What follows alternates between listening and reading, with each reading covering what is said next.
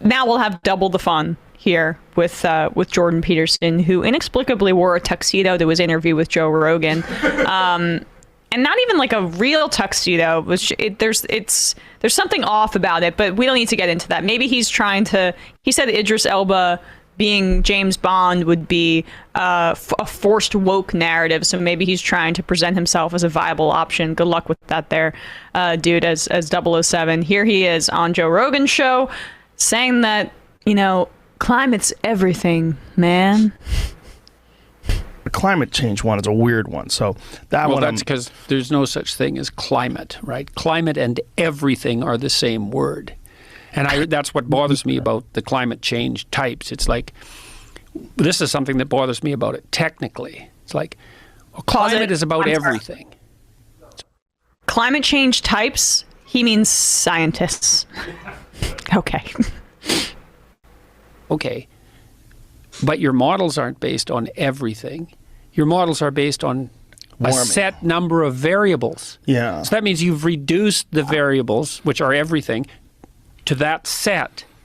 Well, how did you decide which set of variables to include in the equation if it's about everything?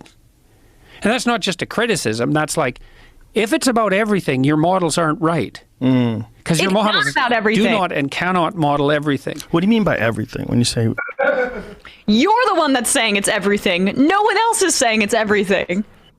That is so funny because that's a great criticism of like Nate Silver and that kind of like modeling of elections, because like, it presumes that you can account for what is a series of, infinite variables across a population that you have to, reduced down to the meaningful ones. And climate science is the same way, but the climate models we've seen have largely been more or less accurate. We get like a whole spectrum of like conservative to, not conservative, but we get a whole spectrum of like optimistic to like conservative estimates, and they've been well within those things. But people like, him and sometimes like Ben Shapiro, who presume themselves to be of the smarter, far right bit, like to point to like the volatility of all these types of metrics, since that you can't say that it's going to be exactly a 2-degree rise in temperature or a 1-degree rise in temperature or 3 degrees rise in temperature. So therefore, the usefulness of that model is not particularly very, or the model not very useful, ignoring the context, which is that like a 2% and a 3% difference, a 2-degree or 3-degree difference in our climate is catastrophic. It's like people are going to be like dying in droves. But, it sounds good when you criticize science from this like perspective of like, I'm also a scientist and also know science words. Right, but like the thing is when he says climate, it means everything. In no way does it mean everything. If you look at the history of the word climate, it comes from climb, which is like a regional, like, weather pattern sort of thing, right?